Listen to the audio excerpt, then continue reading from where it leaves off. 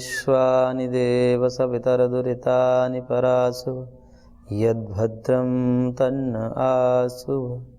ॐ सहना भवतु सहनौ भुनक्तु सह वीर्यं करवावहै तेजस्विनावधीतमस्तु मा विद्विषावहै। ओम शांति शांति शांति। ओम श्री परमात्मने नमः। सांख्य कारिका के हम पुरुष प्रसंग पर विचार कर रहे थे, जिसमें कारिकाकार ने कारिका संख्या 18 में पुरुष के बहुत्व की सिद्धि के लिए कुछ हेतु दिए, जिसके माध्यम से उन्होंने कहा कि चेतन तत्व एक नहीं हो सकते, जितने देह हैं उतने देहधारी है, यानी कि आत्मा है।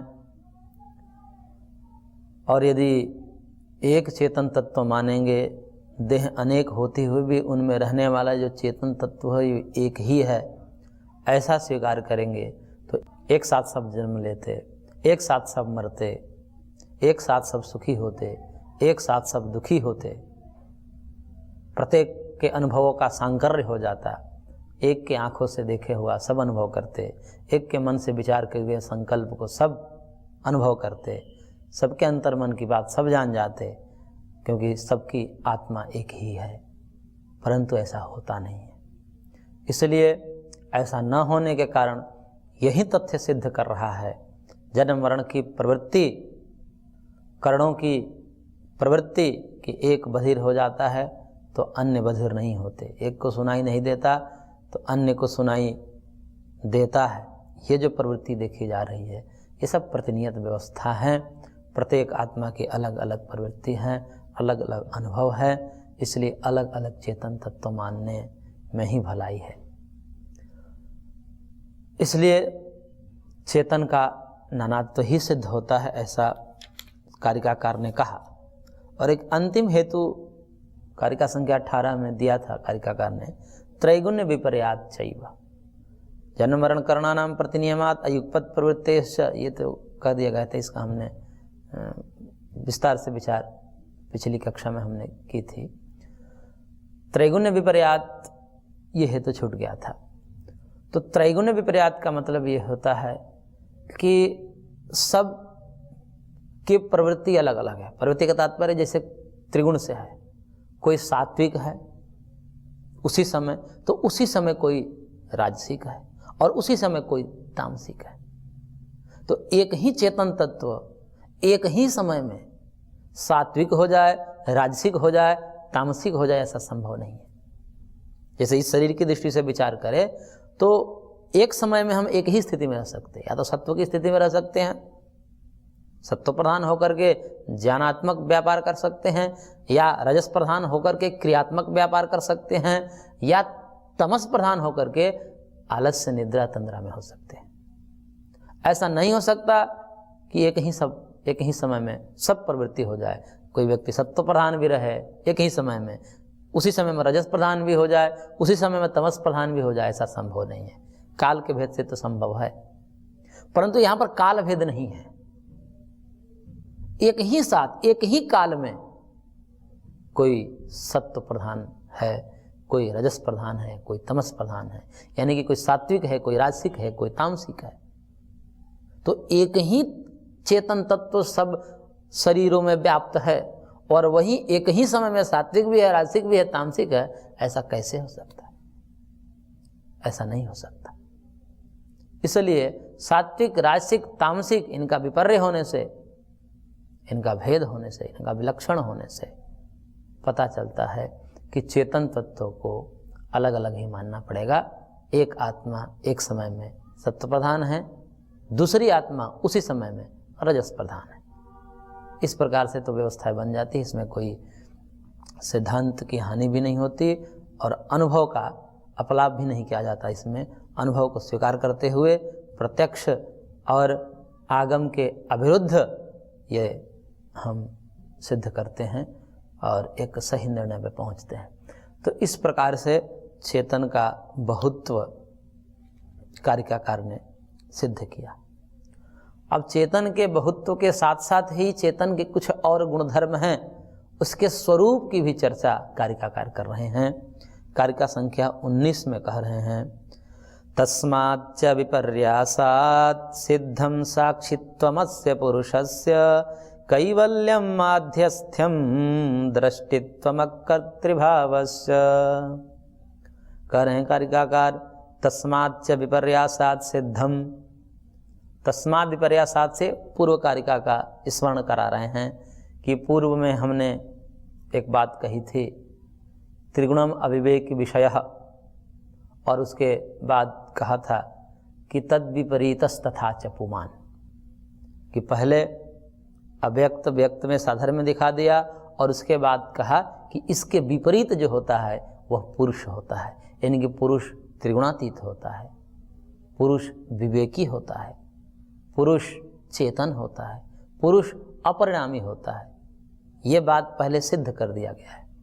उसके अतिरिक्त कुछ धर्म जो पुरुष का स्वाभाविक धर्म है, वो भी पुरुष के स्वाभाविक ही धर्म थे, त्रिगुणातीत होना, विवेकी होना, चेतन होना, अपरिणामी होना, ये पुरुष के स्वरूप धर्म बताए गए। लेकिन उसके अतिरिक्त भी कुछ पुरुष के अवधर्म हैं, क्योंकि पुरुष का प्रसंग चल रहा है। वहाँ तो अनुमान के प्रसंग में कहा गया था, व्यक्त अव्यक्त और ज्ञ का अनुमान कराया जा रहा था किसी विशेष लिंग के द्वारा, तो वहाँ पर वो बातें आई थी। लेकिन यहाँ पर तो प्रसंगतः प्राप्त है, क्योंकि प्रसंग ही चल रहा है पुरुष का, पहले व्यक्त अव्यक्त फिर ज्ञ, यानी कि पुरुष का प्रसंग चल रहा है। तो पुरुष के प्रसंग में और भी जो शेष धर्म बचे हैं उसका व्याख्यान करते हुए इस कारिका में कारिकाकार ने कहा कि वो जो पूर्व में है अविवेकी त्रिगुणातीत आदि तो सिद्ध ही है पुरुष में, वो तो सिद्ध किए जा चुके हैं, लेकिन उसके अतिरिक्त और भी धर्म हैं। क्या है? तो करेंगे साक्षित्व, पुरुष साक्षी है। साक्षी का क्या स्वरूप होता है? जैसे लोक में देखा जाता है, साक्षी बोलते हैं कि भाई ये व्यक्ति इसके साक्षी रहेंगे। साक्षी का मतलब ये होता है कि सारे जो पक्ष और विपक्ष है और बीच में साक्षी है, कि ये साक्षी हैं, ये सब देखे हैं। तो साक्षी को क्या होते हैं? पक्ष और विपक्ष दोनों अपने विषय को समर्पित करते हैं कि भाई ये आपने देखा ना, ये ऐसा किया, वो कहेगा देखिए आप उसने ऐसा किया। तो इस प्रकार वो बीच में फैसला करने वाला होता है साक्षी। तो इसी प्रकार साक्षी जो है पुरुष है, पुरुष का स्वरूप साक्षी है। साक्षी का मतलब वो न्यूट्रल रहता है, वो न प्रवृत्त होता है और न ही निवृत्त होता है। वो बस उसके पास सब अपने विषयों को समर्पित करते हैं। इंद्रियां, मन, बुद्धि, ये सब मिलकर के पुरुष के सामने विषय को समर्पित करते हैं कि ये महाराज ये देखिए, ये है। आँख रूप को ले जाकर देती है मन को, और फिर जिह्वा रस ले जाकर समर्पित करती है मन को, यानी कि पांचों ज्ञान इंद्रिया मन को समर्पित करती है कि महाराज ये ले जाइए। यानी कि मन महामंत्री है, मन एक मंत्री की भांति है, और इंद्रियां जो है और मंत्री के नीचे जो पद होते हैं सैनिक की भांति हैं, कि भाई सैनिक अपने कार्य को मंत्री को सौंपते हैं, और मंत्री जो है मन को मंत्री मान लीजिए, और वो मंत्री प्रधानमंत्री को सौंपता है। प्रधानमंत्री कौन है? बुद्धि है। और वो प्रधानमंत्री बुद्धि जो है वह पुरुष को, महाराजा को देती है कि महाराज ये देखिए, ये रूप है, ये रस है, ये गंध है, सबको अलग अलग सजा करके, क्योंकि इंद्रियां सब एक साथ रूप भी, रस भी, गंध भी सब ग्रहण कर सकती है, लेकिन अंदर जो क्रम से जाता है वो मन होता है, वो मन क्रम से ले जाता है सबको, पहले रूप, पहले रस, गंध सब, इसलिए क्रम से सजा करके बुद्धि को तदाकारकारित करवाता है, और बुद्धि सबको सजा करके पुरुष के सामने समर्पित करती है कि महाराज ये रहा। और वो उसी से यदि उसके अनुकूल होगा तो सुखी होगा, यदि पुरुष के प्रतिकूल होगा तो दुखी हो जाता है। तो इस प्रकार वो साक्षी होता है, न्यूट्रल होता है, लेकिन न्यूट्रल होते हुए भी उसमें सुख दुख का आभास होता है, ये अलग बात है। उसको आगे विवेचन हम करेंगे। तो साक्षी होना यह पुरुष का स्वभाव है, स्वरूप है। और दूसरा कहा कैवल्यम।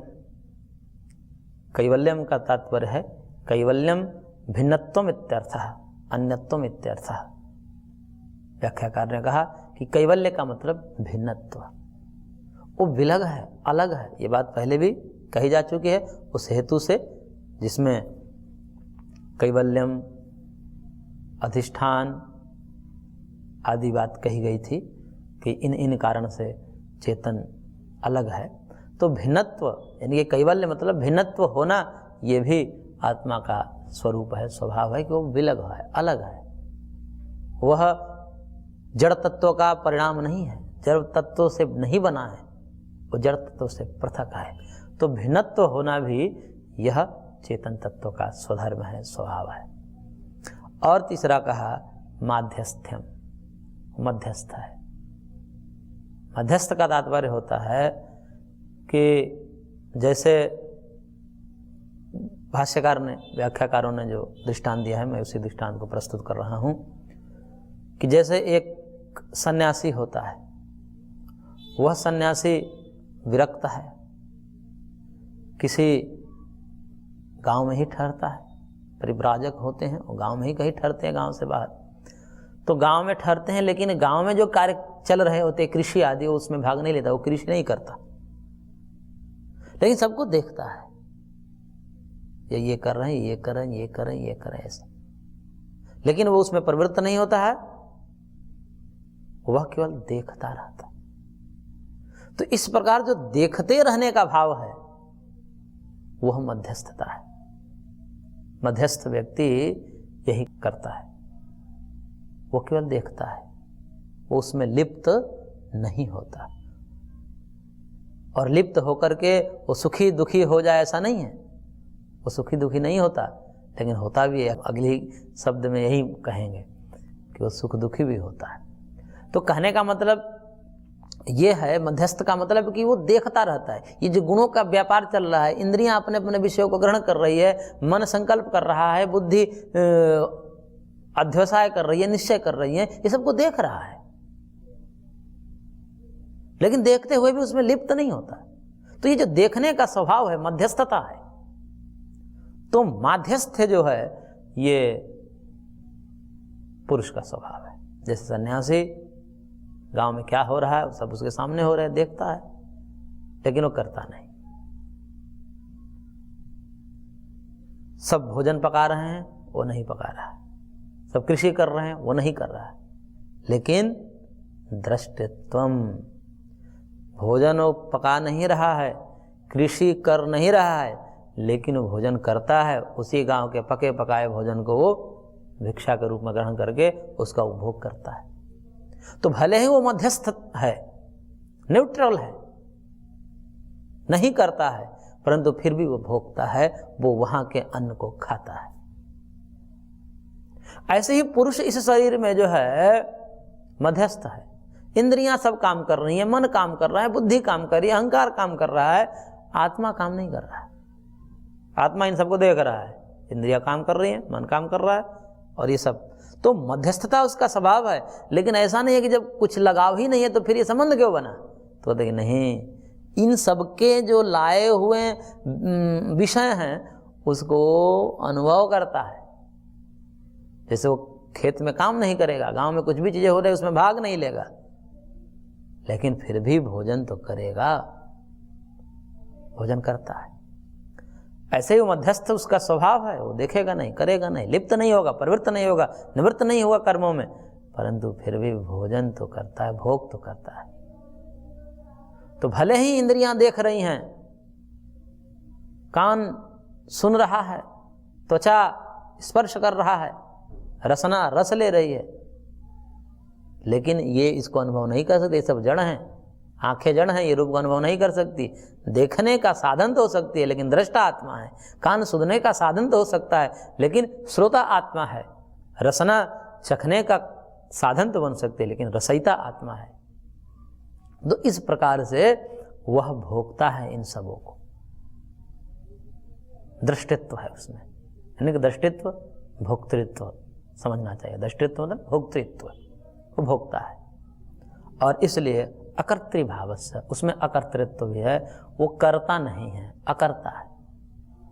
क्योंकि ये सब मध्यस्थता, साक्षित्व आदि धर्म ही उसके अकर्तृत्व को ही बता रहे हैं। इन सबसे निष्कर्ष यही निकलता है कि वो करता है, कुछ नहीं करता, लेकिन सब चीज अनुभव करता है। सब के सब ये जो कार्य हैं, कर्तृत्वपना जो है, कर्तृत्व की जो शक्ति है, यानी कि कर्तृत्व जहां होता है वो सब गुणों में होता है। आप देखिए, शरीर दौड़ता है, इंद्रियां कार्य अपने अपने विषयों में दौड़ती है, मन दौड़ता है, लेकिन आत्मा नहीं दौड़ता। आत्मा निष्क्रिय होता है, इसलिए आत्मा को अकर्ता कहा जाता है। जिस प्रकार से एक राजा होता है, राजा अपने एक जगह रह करके सबको आदेशित करता है और उसके आदेश मात्र से सब क्रियाशील हो जाते हैं और उसको चलने की आवश्यकता नहीं है। उसके उस प्रकार के जिस प्रकार से अन्य व्यक्ति कार्य में लगे हुए होते हैं कि कोई खेती में लगा हुआ, कोई बिजनेस में लगा हुआ, कोई व्यापार में लगा हुआ है, इस प्रकार से वो नहीं लगेगा, लेकिन सारे काम उसी के आदेश से होते हैं। उसके एकमात्र इशारे से सब अपने अपने कार्य में लग जाते हैं। लेकिन स्वयं कैसा रहता है? इसलिए तो राजा पे एक दोष भी लगता है, जो इस रहस्य को नहीं समझ पाते, वो आदेश लगाते हैं कि ये सब तो बैठे रहते हैं, बैठ बैठ करके जो है भोग कर रहे हैं। राजा होता ही ऐसा है, क्योंकि ऐश्वर्यवान है, उसको करने की क्या आवश्यकता है? उसके पास ऐश्वर्य है, सामर्थ्य है, तो बैठे बैठे सबको आदेशित करेगा। लेकिन जो भी इस जगत में हो रहा है, उस सबका निंदा या प्रशंसा उसी के ऊपर जाएगी। कर्ता कोई और है, लेकिन उसका प्रभाव उस राजा पर पड़ता है। इस राष्ट्र में, देश में कुछ भी गलत या सही हो रहा है, सही हो रहा है तो उसकी भी जिम्मेदारी जो है राजा पर जाती है कि भाई राजा ऐसा है, इसके राज्य में ऐसा हो रहा है। यदि कोई गलत भी हो रहा है तो भी राजा जिम्मेदार होता है, इसने राजा ने ऐसा करवा दिया। क्यों? क्योंकि उसी के आदेश से सब हुआ है। भले ही कर दूसरे रहे हैं, लेकिन आदेशित कौन कर रहा है? किसके आदेश से, किसके इशारे से सब ये हो रहे हैं? इसलिए ना करते हुए भी भोक्तृत्वपना तो उसमें रहता है। करता तो नहीं है, लेकिन भोक्ता अवश्य है। तो ये जो सिद्धांत है, अब इस पर बहुत शास्त्रार्थ होता है कि सांख्य ने जो है पुरुष को ऐसा बना दिया कि किसी को कर्मफल व्यवस्था में श्रद्धा ही नहीं होगी। कर्ता कोई और है, भोक्ता कोई और है। वह पुरुष को अकर्ता स्वीकार करता है, लेकिन भोक्ता स्वीकार करता है। सांख्य का एक सूत्र ही है, चिदवसानो भोगः, कि जो भोग का परिवसान जो है चित्त में, यानी कि चित्त का मतलब चेतन में, आत्मा में, आत्मा ही भोगता है। और जब बात पुरुष की आती है तो यहां पर तो कही दिया अकर्तृभावस्य। सांख्य में भी सूत्र देते हैं, अहंकारो कर्ता न पुरुषः। ये अहंकार आदि जो हैं जड़ तत्व के परिणाम हैं, वही कर्म करते हैं, आत्मा कर्म नहीं करता। गीता में भी कहा गुणा गुणेषु वर्तन्ते प्रकृतेः क्रियमाणानि गुणैः कर्माणि सर्वशः अहंकार विमूढ़ आत्मा कर्ता अहमिति मन्यते। कि सब त्रिगुण कर रहे हैं, ये सब प्रकृति कर रही है, सब माया के द्वारा जो कुछ हो रहा है वो सब माया के द्वारा संपादित हो रहा है। अहंकार से विमूढ़ आत्मा अपने आप को कर्ता मान लेता है। वस्तुतः पारमार्थिक दृष्टया आत्मा जो है अकर्ता है, लेकिन अकर्ता होते हुए भी भोगता है। अब इस पर शास्त्रार्थ होता है कि भाई जो करता नहीं वो भोक्ता कैसे बन जाएगा? या भोक्ता है तो कर्ता स्वीकार करो, और अकर्ता है तो अभोक्ता स्वीकार करो। दोनों में से कोई एक बात स्वीकार करो। एक तरफ आप अकर्ता मानते हो, दूसरी तरफ भोक्ता मानते हो। अकर्ता है तो अभोक्ता मानो, और यदि भोक्ता है तो कर्ता मानो, कि जो, क्योंकि इतना न्याय है, जो करेगा सो पाएगा, जो करेगा सो भरेगा, जो कमाएगा सो खाएगा। तो तो जिसमें कर्तृत्व है भोक्तृत्व भी उसी में मानो। तो पुरुष में भोक्तृत्व मान रहे हो तो कर्तृत्व भी पुरुष में मानो, यदि पुरुष में अकर्तृत्व मान रहे हो तो पुरुष में अभोक्तृत्व भी मानो। यह शास्त्रार्थ का बहुत लंबा विषय है। तो सांख्यकार वहां पर एक सूत्र देते हैं और कहते हैं कि अकर्तुरपि फलोपभोगो अन्नाद्यवत्, अकर्ता भी फल का उपभोग करता। हमने तो राजा का दृष्टांत दे ही दिया, राजा कुछ कर नहीं रहा लेकिन सारे की सारी जवाबदेही जिम्मेदारी सब उसका, यश अपयश सब उसको लगता है। लेकिन वहां सांख्यकार ने एक अलग दृष्टांत दिया और कहा कि अकर्तुरपि फलोपभोगो अन्नाद्यवत्, अकर्ता भी फल का उपभोग करता है अन्नादि के समान। जैसे भंडारे चल रहे हैं, हम जैसे साधु गया, कोई भी जाए कहीं लंगर में, कहीं धर्मशाला में जहाँ भंडारे चल रहे हैं, वहाँ पर भोजन पकाने का तो काम नहीं किया उसने वो न भोजन पकाया न पकाने में सहयोग किया, लेकिन जाकर खा लिया। कर्म तो किया नहीं। नियम तो ये कह रहा है कि जो करेगा वही पाएगा, जो कमाएगा वही खाएगा। लेकिन उसने तो भोजन का न कुछ अन्न दिया है उसमें, न अन्न के उत्पादन में कोई उसका सहयोग है, न पकाने में, न काटने में, न कुछ करने में। तो सीधा आया प्लेट लेकर बैठ गया, मिल गया उसको भोजन। मिलता है कि नहीं मिलता? मिलता है, सब देखते हैं। तो यहां पर कैसे मिल गया? उसने कर्म किया नहीं लेकिन फिर भी फल का भोक्ता बनता है। इसी प्रकार सारे कर्म ये गुण करते हैं, माया करती है, प्रधान करते हैं, और पुरुष उसका भोक्ता बन जाता है। ये सिद्धांत। अब इसमें किसी की श्रद्धा न बने थोड़ा सा, क्योंकि झटका देने वाला है, कर्म फल व्यवस्था पर चोट पहुंचाने वाला है, लेकिन ये सिद्धांत है। और उसी सिद्धांत को और आगे बढ़ाने के लिए कार्यकार कर रहे हैं। किसी को ये लगने लगे कि भाई ये अकर्ता है, भोक्ता भी है, ये क्या है? या तो उसको अभोक्ता मानिए या तो उसको कर्ता मानिए। तब आगे कह रहे हैं कारिका संख्या 20 में, तस्मात् तत्संयोगात् अचेतनम चेतनावदिव लिंगम गुणकर्तृत्वे च तथा कर्तेव भवते उदासीनः। कह रहे हैं कारिकाकार कि तस्मात् तत्संयोगात् अचेतनम चेतनावदिव लिंगम, उस पुरुष तत्व के संयोग से, तस्मात् तत्संयोगात्, तत्संयोगात् मतलब उस पुरुष के संयोग से जो अचेतन महदादि पदार्थ हैं, यानी कि बुद्धि आदि जो तत्व हैं, बुद्धि, अहंकार, इंद्रियां, मन, शरीर, जो सब के सब हैं, वह चेतनावद इव लिंगम, चेतन के समान भासित होते हैं। जैसे बुद्धि तत्व क्या है? वो जड़ प्रकृति का विकार है, जड़ प्रकृति से वो बनी है। ऐसे अहंकार भी प्रकृति का ही विकार है, मूल रूप से सब प्रकृति के विकार हैं, और प्रकृति स्वयं अचेतन है। तो ये 23 के 23 तत्व भी अचेतन ही है। लेकिन वो कर कैसे लेती है? अचेतन में क्रिया कहाँ से हो जाएगी? अचेतन प्रवृत्त निवृत्त कैसे हो सकता है? ये हमारे लिए अनुकूल साधन है, ये हमारे लिए प्रतिकूल साधन है। तो अनुकूल की तरफ प्रवृत्त होना और प्रतिकूल से निवृत्त होना, ये जो सब मन बुद्धि आदि इंद्रियों में है कि नहीं है? जैसे हमारा ये हाथ है, ये त्वचा से आविष्ट है, तो त्वचा को हम अग्नि में डालेंगे तो तुरंत वो खींचेगा कि नहीं खींचेगा? यानी कि निवृत्त हो रहा है, अपने प्रतिकूल देख रहा है तो निवृत्त हो रहा है। और वही ठंड का दिन हो तो आकृष्ट होगा। तो इस त्वचा में ये कहाँ से सामर्थ्य आ गया प्रवृत्त निवृत्त होने की? ऐसे ही आंखों में भी है, मन में भी है। आंखों में भी कौन सा रूप अनुकूल है तो वहाँ उसको देखेगा, प्रतिकूल है तो वहाँ से हटा लेगा।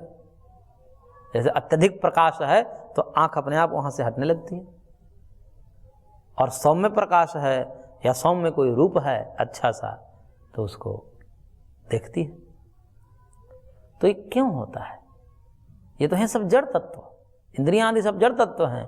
तो कहते हैं तस्मात् तत्संयोगात्, उस पुरुष के संयोग से ही ये इंद्रियां जड़ होते हुए भी चेतन की जैसी भासित होती है। और गुण कर्तृत्व च तथा कर्तव्य भवते उदासीनः, इसी तरह ये गुण सब करते हैं, कर्तापना जो है गुणों में रहता है, लेकिन उस गुणों से युक्त रहता है पुरुष, इसलिए पुरुष में भी एक भ्रम उत्पन्न हो जाता है कर्तृत्वपने का। तो पुरुष होता तो अकर्ता है पारमार्थिक रूप से, लेकिन कर्तृत्वपना उसमें भी आ जाता है। वो आभासित कर्तृत्वपन ही आभासित भोक्तृत्वपने को उत्पन्न करता है, यह सिद्धांत है। इसको और हम आगे विस्तार से वर्णन करेंगे।